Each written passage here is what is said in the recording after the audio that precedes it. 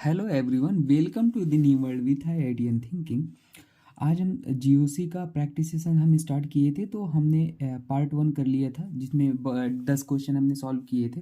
आज हम part 2 start कर रहे हैं, ठीक है। इसमें जीओसी के फिर 10 क्वेश्चन हम डिस्कस करेंगे और वही पीवाईक्यू होंगे, AIPMT, NEET, JEE mains, advance और नए सारे अच्छे क्वेश्चन होंगे। अगर ये हमारा प्रैक्टिस सेशन है तो सारे हमने अच्छे क्वेश्चन पिकअप किए हैं, ठीक है। तो देखो, हमारा पहला क्वेश्चन है AIPMT 2010 का। इसमें पूछा था मोस्ट एसडी पूछा था, हमने एसडी का ऑर्डर लिख दिया है, तो आप दोनों बता लेंगे तो अच्छा ही रहेगा, ठीक है। तो देखो, एसडीटी फाइंड आउट करने के लिए सबसे पहले आपको क्या करना होता है, कंजुगेट बेस बनाना होता है, ठीक है। कंजुगेट बेस बनाओगे, कैसे बनाओगे conjugate base, most SD H plus निकालोगे। अब most H D catch plus क्या होता है, जो हमारा इलेक्ट्रॉन विड्राइंग ग्रुप से जुड़ा होता है हाइड्रोजन, उसको मोस्ट एच डी कैच कहते हैं। जो मोस्ट इलेक्ट्रोनेगेटिव एलिमेंट से जुड़ा होता है उसको हाइड्रोजन को मोस्ट एच डी कहते हैं। तो देखो यहाँ से ये ऑक्सीजन इलेक्ट्रोनेगेटिव है, इस हाइड्रोजन को निकालेंगे कार्बन आयन बनेगा।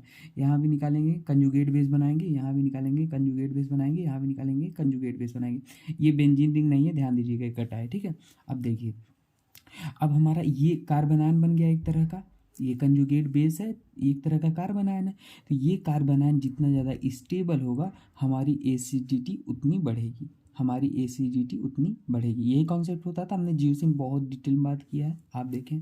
तो देखिए, अब सबसे ज़्यादा स्टेबल कौन है, कार्बन आयन को कौन स्टेबलाइज करेंगे। देखो यहाँ पे कार्बन आयन रेजोनेंस के द्वारा स्टेबलाइज हो रहा है, देख रहे हो, रिंग में जा रहा है, बेंजीन रिंग में। तो ये तो सबसे स्टेबल है। और अगर सबसे ज़्यादा स्टेबल है तो हमारा मोस्ट एसिडिक यही हो जाएगा। मोस्ट एसिडिक की अगर बात करें तो सी हो गया, सी। अब ऑर्डर और लिख देते हैं, इन तीनों में भी लिख देते हैं ऑर्डर क्या होता है। तो देखो, उसके बाद हम बात करेंगे। तो देखो, ये कार्बन आयन के बगल ये कार्बन sp3 हाइब्रिडाइज्ड है, ठीक है। ये कार्बन आयन के बगल आप देख रहे हो यहाँ पे ये तो हो ही गया है। ये कार्बन आयन के बगल sp3 हाइब्रिडाइज्ड है और ये कार्बन आयन sp2 है, ठीक है। यहाँ पे अगल बगल आओगे तो ये सारे sp3 ही दिखेंगे। तो आपको पता है कार्ब एनायन जो होता है, कार्ब एनायन हमारा इलेक्ट्रोनेगेटिविटी के टर्म्स में देखेंगे तो sp होता है, फिर sp2 होता है, फिर sp3, ये स्टेबिलिटी होता है। तो आप देख रहे हो ना, और यहाँ पर देखोगे तो यहाँ पर भी हमारा sp3 ही है। अब बात आती है, एक चीज़ तो क्लियर हो गया, सी के बाद हमारा बी आएगा क्योंकि यहाँ पे हमारा sp2 आ रहा है, ये बेंजीन रिंग पे, ठीक है ना, sp2। अब बात आती है इन दोनों में। तो इन दोनों में अब कैसे डिसाइड करोगे, यहाँ भी sp3 यहाँ भी sp3। तो कार्बन आयन को एक चीज़ हमने और बताया था, हमेशा स्मॉल रिंग पसंद होती है। क्या रे, स्मॉल, जितनी स्मॉल रिंग होंगी उतना ज़्यादा कार्बन आयन की स्टेबिलिटी बढ़ेगी। तो यहाँ पे देखो, एक रिंग है, यहाँ पे दो रिंग है, तो कार्बन आयन की स्टेबिलिटी कहाँ पे ज़्यादा होगा, हमारा यहाँ पे ज़्यादा होगा, तो हमारा यही एसिडिक होगा। तो इसलिए हमारा डी होगा और फिर क्या होगा, ए होगा, ठीक है। तो हमारा ये ऑर्डर हो जाएगा, ठीक है। अब देखिए, आइए दूसरा क्वेश्चन सॉल्व करते हैं। आयम्स का है, 2004 में पूछा गया था, एरोमेटिक पूछा था। तो एरोमेटिक का हमने ट्रिक ही बताया था, या हकल रूल से सॉल्व कर लो या डायरेक्ट सॉल्व कर लो। देखो, हमने बोला था पाई इलेक्ट्रॉन को 4 से डिवाइड कर दो। अगर ये कंप्लीटली डिविजिबल हो जाता है तो हमारा क्या हो जाता है, एंटी एरोमेटिक। कंप्लीटली डिविजिबल तो एंटी एरोमेटिक, ठीक है, डिविजिबल हो जाए तो। और अगर नॉट डिविजिबल हो जाए तो एरोमेटिक। अगर एक भी sp3 कार्बन दिख जाए तो वो नॉन एरोमेटिक की चीज़ें हमने बात की थी। तो आओ सॉल्व करो। देखो, यहाँ 2 पाई इलेक्ट्रॉन है, 2 को हमारा 4 से 2 को 4 से नहीं, सॉरी 4 से आपको नहीं 4 से ही डिवाइड करना है। तो 2 1 का 2 और 2 दूनी 4, तो 1/2 आ गया हमारा। तो ये कम्प्लीटली डिविजिबल नहीं है, तो ये हमारा क्या है, 4 ही रहेगा। तो हमारा एरोमेटिक हो गया पहला वाला, ठीक है। ये वाला देखो, यहाँ 2 2 4 और 2 6, 6 पाई इलेक्ट्रॉन है, और 6 को 4 से डिवाइड करोगे, देख रहे हो, तो 2 दूनी 4, 2 तिहाई 6, 3/2 आ गया। तो हमारा ये भी हमारा क्या हुआ, एरोमेटिक हुआ, क्योंकि हमारा कम्प्लीटली डिविजिबल नहीं हो रहा है। यहाँ पे देखो 4 पाई इलेक्ट्रॉन है, 4 को डिवाइड करो, 4 से 4 कम्प्लीटली डिवाइड हो गया, तो ये एंटी एरोमेटिक है। और देखो, sp3 कार्बन जरूर देखा करो, अगर एक भी sp3 दिख गया तो नॉन एरोमेटिक।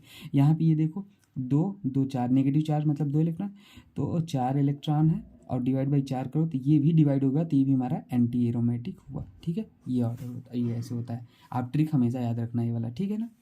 अब देखो, अगला क्वेश्चन है, AIPMT 2005 पूछा था, which of the following is most acidic. Most acidic वही कंडीशन, बस सबसे पहले आप कंजुगेट बेस बनाओगे H प्लस निकाल के। कंजुगेट बेस कौन बनाओगे, मोस्ट एसिडिक H प्लस निकालोगे। ये नहीं बनाए, ये बनाए, ये बनाए, ये बना। किसी के मन में डाउट होगा कि सर यहीं से हाइड्रोजन क्यों निकाले, क्योंकि यहीं से ये ऑक्सीजन मोस्ट इलेक्ट्रोनेगेटिव है ना, तो ये मोस्ट एच कैच है, तो इसलिए यहीं से हम निकाले हैं। ठीक है ना, आपको समझ में आ जाएगा कॉमन फैक्टर, कॉमन जहाँ पे हाइड्रोजन दिखता रहेगा जनरली वहीं से निकलता है, वो मोस्ट एच कैच होता है, इलेक्ट्रोनेगेटिविटी से जुड़ा होता है। अब देखो कौन ज़्यादा स्टेबल होगा, ये जितना ज़्यादा कार्बन आयन स्टेबल होगा उतना ज़्यादा एच होगी। देखो ये NO2 माइनस आई लगा रहा है, माइनस M लगा रहा है, और कार्बन आयन को सारे निगेटिव वाले ग्रुप पसंद होते हैं, ये हमने बताया था। और यहाँ पे ये CH3 प्लस आई लगा रहा है आपको दिख रहा है। और यहाँ पे हमारा ये नेगेटिव चार्ज केवल रेजोनेंस में जा रहा है, रेजोनेंस में दिख रहा है आपको ना। अब देखो यहाँ पे तो हमारा कुछ कि ये ग्रुप केवल माइनस आई लगा रहा है, और माइनस आई तो सबसे वीकेस्ट इफेक्ट होता है। सबसे पहले रेजोनेंस होता है, फिर हाइपर कंजुगेशन, फिर इंडक्टिव होता है ना, हमने बताया था। तो अब देखो यहाँ तो स्ट्रॉन्ग माइनस आई माइनस M लग रहा है, और ये रेजोनेंस में भी जा रहा है, तो सबसे ज़्यादा अगर मोस्ट एच की बात करेंगे ना, तो सबसे ज़्यादा हमारा ये वाला हो जाएगा एच। और यहाँ पे देखो केवल प्लस आई, ये तो कौन का है, स्टेबिलिटी बढ़ाने को घटा रहा है। यहाँ पे देखो ये केवल रेजोनेंस लगा रहा है, ठीक है ना, और यहाँ पे माइनस आई लगा रहा है। तो अगर मोस्ट एच की बात करेंगे तो हमारा पहला वाला ही होगा, है ना।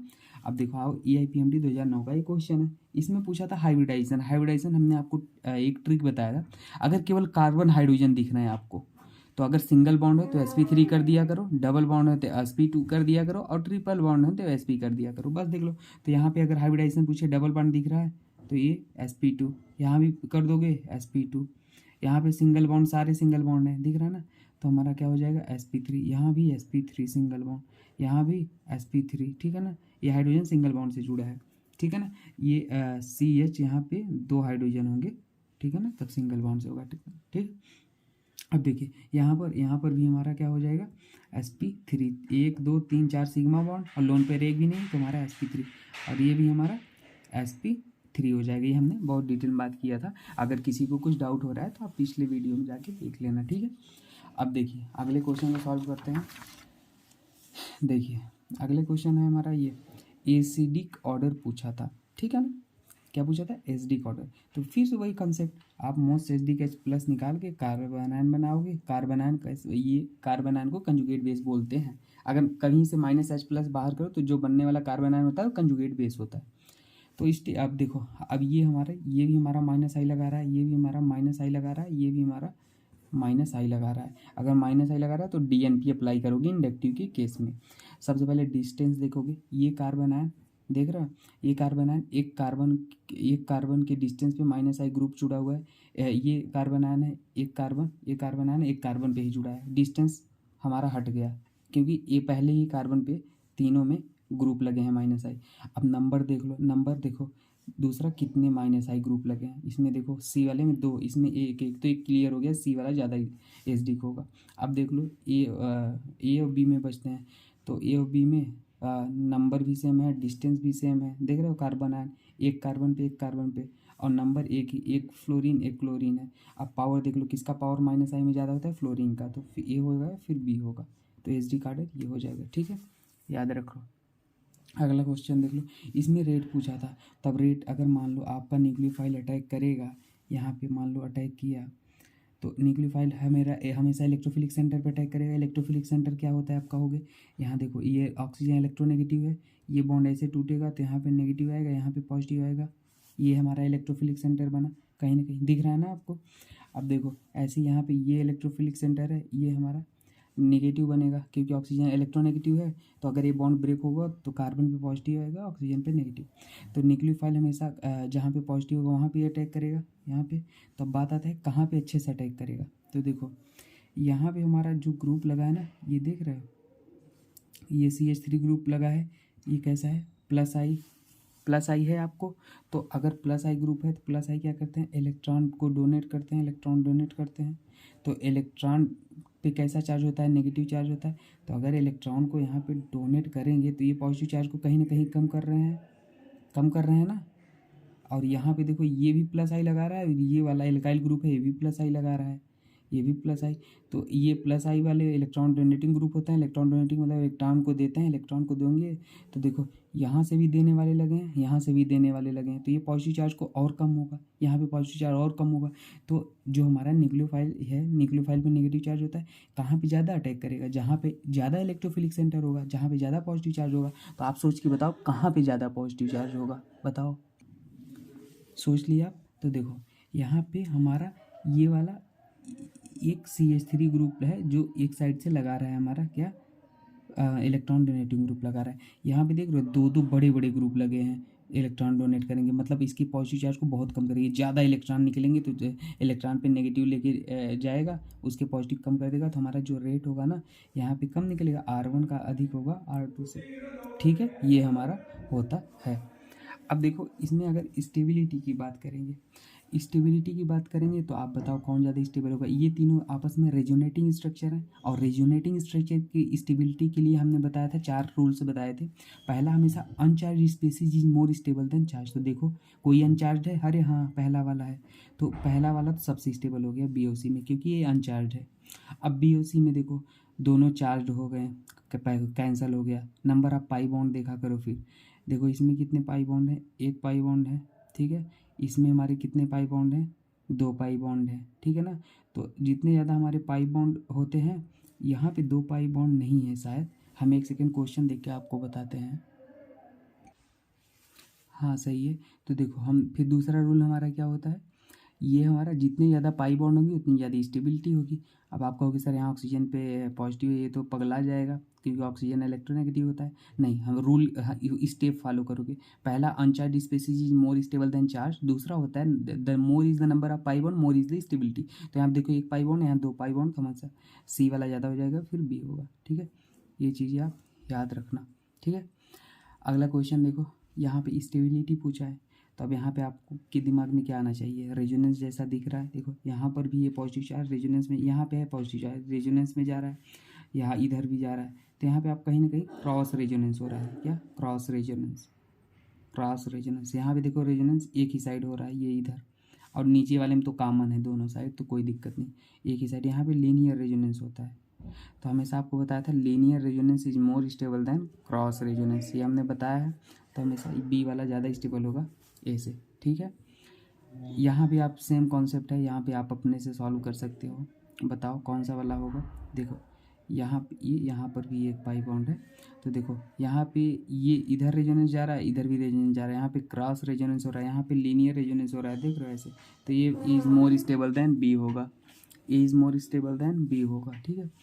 अब यहाँ की अगर बात करेंगे, तो अगर यहाँ पे देखोगे तो हमारा आपको क्या दिख रहा है, रेजोनेंस एनर्जी जो होता है ना, वो डायरेक्टली प्रोपोर्शनल होता है स्टेबिलिटी, आप कह सकते हो। और जितना ज़्यादा रेजोनेंस होगा, रेजोनेंस स्ट्रक्चर की स्टेबिलिटी होगी, उतना ज़्यादा रेजोनेंस एनर्जी होगा, तो इससे घबराना नहीं।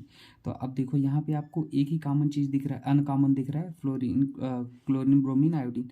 तो हमने बोला था अगर कभी भी एक ही ग्रुप के एलिमेंट हो तो साइज फैक्टर देखा करो। देखो क्लोरीन ब्रोमीन आयोडीन, तो साइज हमने बोला था इन्वर्सली प्रोपोर्शनल टू ओवरलैपिंग होगा, जितनी स्मॉल साइज होगी उतनी अच्छे से ओवरलैपिंग हो पाएगी, हमने बोला था।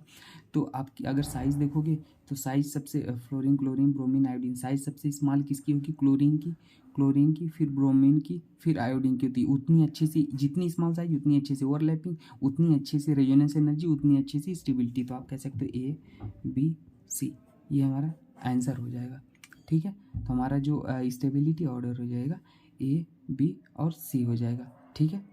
हाँ, आइए हम कुछ क्वेश्चन को और सॉल्व करा देते हैं आपको। अगर आप ये क्वेश्चन देखोगे कि इसमें भी स्टेबिलिटी बताना है, तो ये क्वेश्चन भी हम अपने से करा ही देते हैं आपको। देखो ऐसे क्वेश्चन में आप स्टेबिलिटी कैसे फाइंड आउट करोगे, ध्यान दो। इसमें देखो हमारा ये रिंग एरोमेटिक है, ये रिंग एरोमेटिक है, दिख रहा है 2 2 4 2 6, 2 2 4 2 6, 6 पाई इलेक्ट्रॉन है, तो ये एरोमेटिक। यहाँ पे देखो यहाँ पे ये भी हमारा एरोमेटिक है, दिख रहा है आपको, ये एरोमेटिक है, ठीक है। ये भी एरोमेटिक है, ये भी एरोमेटिक है। तो कहीं ना कहीं हमारा देख रहा है यहाँ पर एरोमेटिसिटी, ये मिडिल वाला रिंग पूरे में एरोमेटिसिटी हो रहा है ना। यहाँ पे ये मिडिल वाला रिंग एरोमेटिसिटी में नहीं जा रहा, तो हमारा ये वाला ज़्यादा होगा stable, B is more stable then ये होगा, ठीक है। ये चीज़ें हमेशा याद रख लो। अब देखो हमेशा याद रख लेना, अगर मान लो जितनी ज़्यादा हमारी बेंजोनाइड रिंग होगी उतना ज़्यादा हमारा स्टेबिलिटी होगा। तो इसमें 3 बेंजोनाइड रिंग है, तो ये इसलिए हमारा ये मोर स्टेबल होगा। अगर पहला रूल फेल हो जाता है तो दूसरा क्वेश्चन हम लिखते हैं, आपको बताना है। जैसे मान लो मेरे पास ये के है, ठीक है, ये के है और एक ए है। अब कहोगे सर अब कैसे, आप कहोगे अब इसमें इसमें भी 2 रिंग एरोमेटिक है, इसमें भी 2 रिंग एरोमेटिक है। तो हमेशा याद रख लेना, जितना ज़्यादा डिस्टेंस बढ़ेगा एरोमेटिक रिंग में, देखो ये भी एरोमेटिक है, डिस्टेंस यहाँ पे देख रहे हो बढ़ गया, यहाँ पे डिस्टेंस घट गया। तो हमारा जितना ज़्यादा डिस्टेंस बढ़ेगा एरोमेटिक रिंग में उतनी ज़्यादा स्टेबिलिटी होगी। तो हमारा B is more stable than A, ये हमेशा याद रख लेना, ठीक है ना, बेंजोनाइड सिस्टम के लिए। ठीक है, सबसे पहले तो देखो कि जितनी ज़्यादा बेंजीन रिंग एरोमेटिक रिंग होंगी वो ज़्यादा स्टेबल होगा। अब इसमें देखो 2 एरोमेटिक है, अब डिस्टेंस का अंतर है, तो जितनी ज़्यादा डिस्टेंस दूर रहेंगी, ठीक है ना, उतना ज़्यादा स्टेबिलिटी हमारी होगी एरोमेटिक रिंग की। ठीक है, तो हमारा B is more stable than A. ठीक है, बाकी हम नेक्स्ट सेशन में पार्ट 3 में डिस्कस करेंगे और सारे क्वेश्चन PYQ, ठीक है, बेहतरीन तरीके से। Okay, thank you dear.